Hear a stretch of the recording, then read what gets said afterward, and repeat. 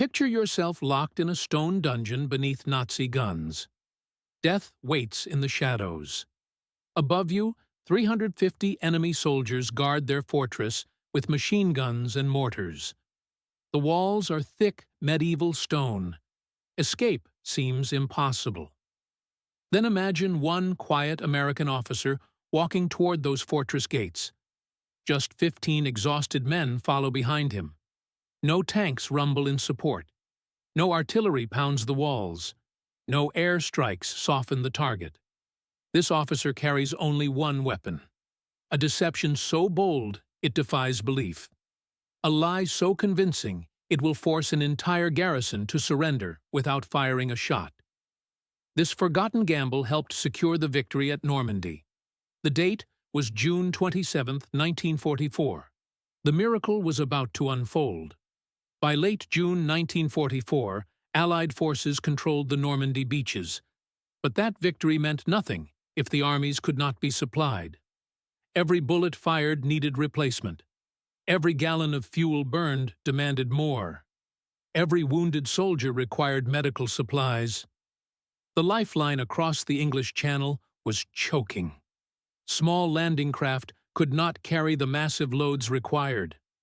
Deep water ports were essential. Only one such harbor existed in Allied hands. Cherbourg sat at the tip of the Cotentin Peninsula like a crown jewel. Hitler understood its value perfectly. Orders came directly from Berlin. The port must be held at any cost. If capture became inevitable, total destruction was the alternative. German engineers worked frantically. Concrete bunkers sprouted like mushrooms. Steel reinforced every defensive position. Artillery pieces aimed seaward from hidden positions. Mines carpeted the harbor approaches. Demolition charges lined every pier and warehouse. Street fighting consumed Cherbourg block by bloody block. The 79th Infantry Division paid in blood for every yard gained. Machine gun nests spat death from rubbled buildings. Mortar shells screamed down without warning. Snipers picked off anyone who moved carelessly. Progress came at a terrible price. Medics worked around the clock. Body bags filled faster than replacements arrived. Yet one officer saw opportunity where others saw only carnage. Commander Quentin Walsh represented something different. Not Army, not Marines, United States Coast Guard. His background seemed unlikely for such a mission. Rhode Island born and raised. Years spent chasing bootleggers and smugglers along the American coast. Then London called with an urgent assignment: secure Cherbourg Harbor before German demolitions could destroy it forever. Walsh proposed an unconventional solution. Small teams moved faster than large armies. Elite specialists could accomplish what brute force could not. His plan centered on 53 men with unique skills. These were not traditional infantry soldiers. Welders carried rifles alongside their torches. Carpenters traded hammers for hand grenades. Divers learned to clear bunkers as well as underwater obstacles. Electricians studied explosives instead of circuit diagrams. Combat training prepared them for battle. Construction expertise made them invaluable for restoration. This hybrid force would spearhead the assault on Cherbourg Port. D-Day itself delayed their mission. Weather and chaos postponed their landing for 3 crucial days. June 9th finally saw them wade ashore at Utah Beach. Smoke still drifted from destroyed German positions. Bodies of fallen soldiers dotted the sand. The march toward Cherbourg began immediately. German resistance stiffened with every mile gained. Hedgerows concealed deadly surprises. Machine gun positions commanded every crossroads. Mortar teams rained shells from hidden positions. Walsh refused to command from behind. He led from the front lines beside his men. House-to-house fighting tested everyone's courage. Grenades exploded in confined spaces. Thompson submachine guns chattered through broken windows. Rifle fire cracked from unexpected angles. Every door might hide enemy soldiers. Every window could conceal a sniper. Every basement potentially sheltered a machine gun nest. Walsh carried grenades in one hand and his Thompson in the other. His engineers followed his example, transforming into hardened fighters through necessity. By June 22nd, American forces had surrounded the city completely, but the siege was far from over. German naval personnel fought with desperate determination. Artillery crews serviced their guns under constant bombardment. Fortress troops defended every strong point with fanatic courage. The port complex remained the enemy's strongest position. Massive warehouses provided excellent defensive positions. Stone walls offered protection against small arms fire. Bunkers, connected by underground tunnels, allowed rapid troop movement. Nearly 1 in 4 of Walsh's men had fallen as casualties. Wounded soldiers received medical attention when possible. Dead comrades were honored, but quickly replaced. The mission continued despite mounting losses. German defenders recognized the harbor's strategic importance. Every building became a fortress. Every street corner turned into a killing zone. Barbed wire channeled attackers into predetermined fields of fire. June 26th marked the beginning of the final assault. Walsh selected just 16 men for the most dangerous mission. The arsenal complex loomed ahead like a medieval castle. Thick walls rose from solid foundations. Gun ports provided excellent defensive fire. This strike team carried standard infantry weapons plus specialized equipment. Rifles and grenades formed their basic armament. Bazookas provided anti-tank capability against heavy positions. Demolition charges could breach steel doors when necessary. The attack began before dawn. Explosive charges blasted open the first steel barrier. Corridors echoed with gunfire and shouting voices. Every room required individual clearance. Each stairwell became a separate battlefield. German sailors fought from prepared positions. Fortress troops knew every hiding place and defensive angle. Muzzle flashes lit darkened hallways. Ricochets sparked off stone walls. The smell of gunpowder filled confined spaces. Machine gun nests commanded key intersections. Snipers fired from elevated positions among the rafters. Grenade explosions shook the entire structure. Debris rained down from damaged ceilings. Walsh's small team pressed forward relentlessly. Each German position fell under sustained assault. Resistance crumbled gradually but steadily. The arsenal's defenders could not match the Americans' determined advance. Then something extraordinary occurred. More than 400 German soldiers suddenly laid down their arms. Confusion and shock overcame their initial resolve. The ferocity of the assault had broken their will to continue fighting. Victory revealed crucial intelligence. One English-speaking prisoner provided devastating information. 52 American paratroopers were imprisoned nearby. These men had been captured during the D-Day landings 3 weeks earlier. Fort du Roule held these prisoners in its ancient dungeons. This medieval fortress commanded the harbor from elevated ground. Stone walls measured several feet thick. Nearly 350 German troops manned its defenses. Walsh counted his remaining effective strength. Barely a dozen men remained combat-ready. No armored support was available. Artillery could not provide covering fire. Air support was committed elsewhere. A frontal assault would mean certain annihilation, but abandoning captured Americans was unthinkable.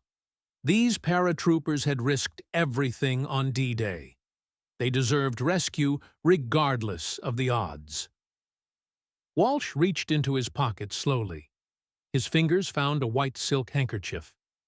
This simple piece of cloth would become his most powerful weapon. The morning sun rose over Fort du Roule on June 27th. Ancient stone walls cast long shadows across the harbor. German machine guns pointed outward from every firing position. Sentries walked their posts with loaded rifles. Commander Walsh approached the fortress gates, accompanied by just one other officer.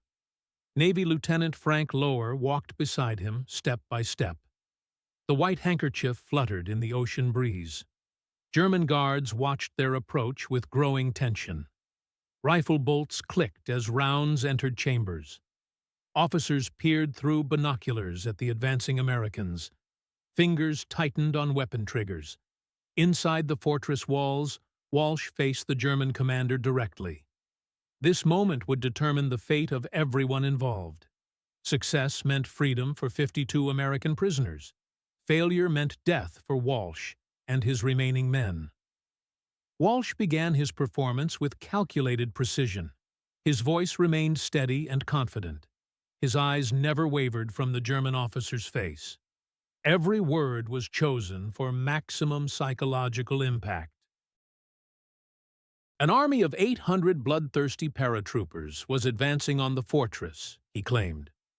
These men had been fighting for 3 weeks straight. Combat had driven them beyond normal human limits.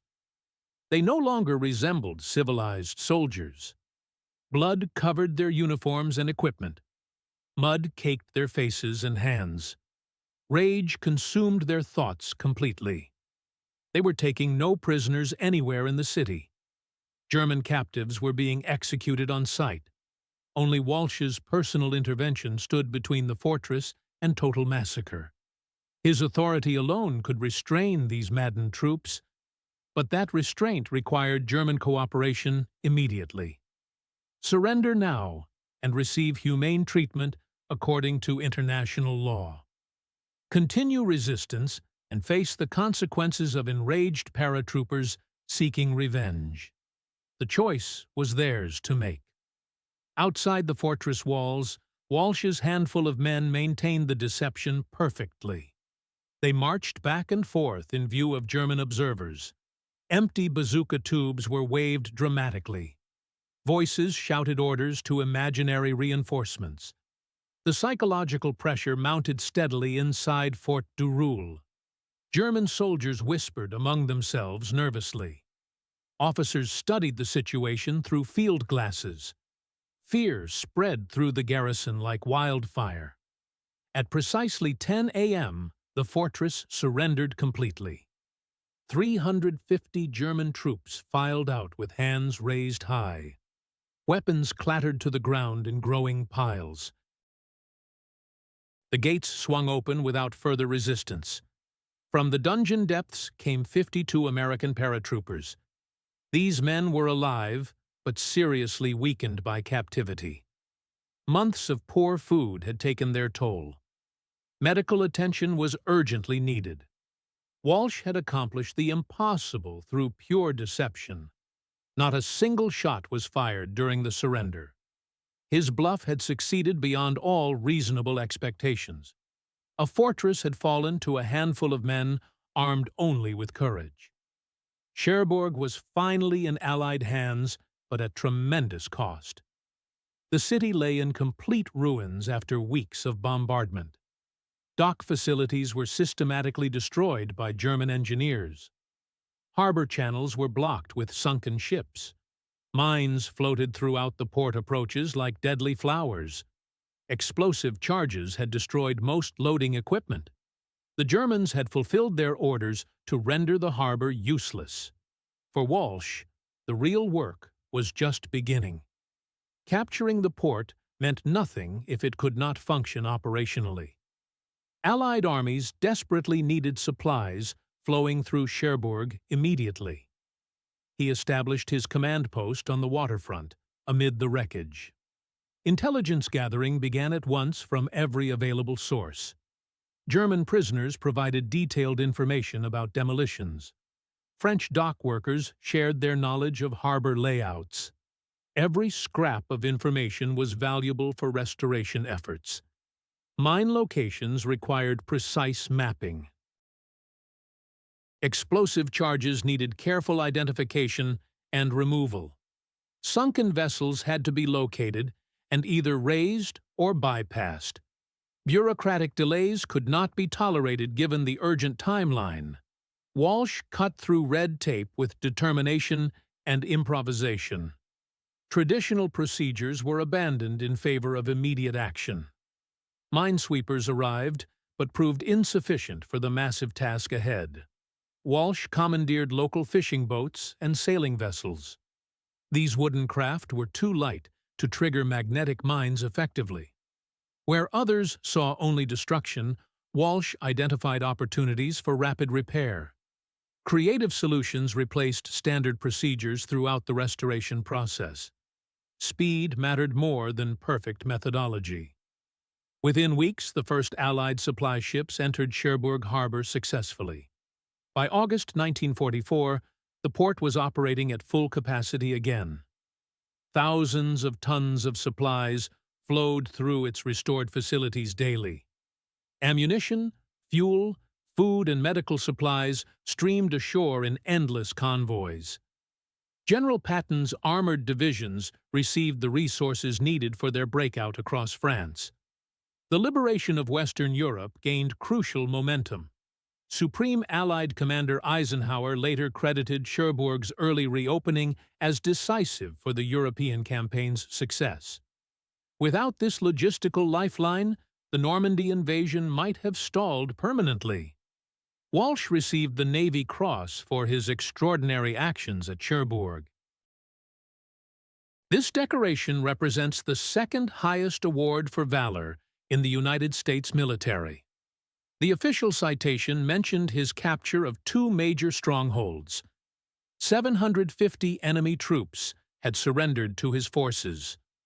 52 American prisoners of war were rescued from certain death. Yet no medal could fully capture the audacity of his deception at Fort du Roule. His war service continued beyond the Normandy campaign. August 1944 brought command of a larger force numbering 400 men. This unit participated in liberating additional ports throughout the Brittany Peninsula. Canadian forces requested his assistance during the bitter fighting for Le Havre. Once again, Walsh found himself under enemy fire leading from the front. The strain of continuous combat gradually took its physical toll.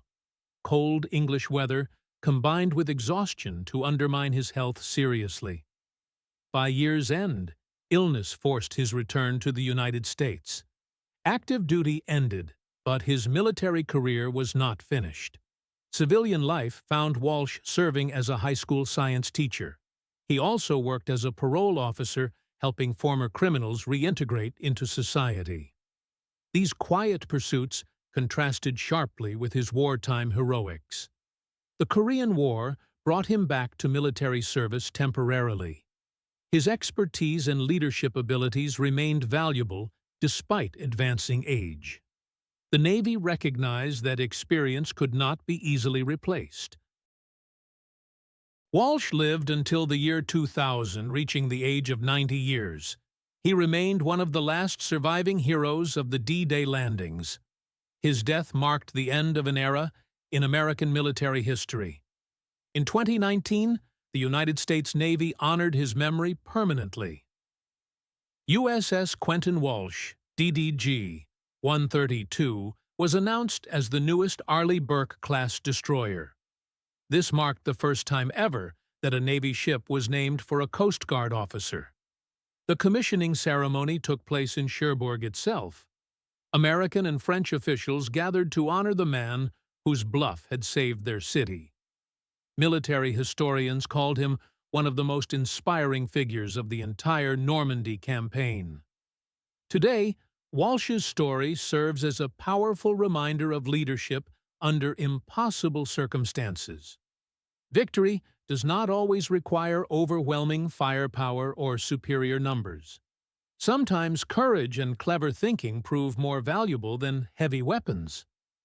The quiet Coast Guard officer who fought with nerves of steel left behind a legacy carved permanently into the history of human freedom. His deception at Fort du Roule remains one of the most audacious bluffs in military annals. Commander Quentin Walsh proved that individual courage can change the course of entire campaigns. His example continues inspiring military leaders and ordinary citizens alike. Freedom sometimes depends on the willingness of one person to take extraordinary risks.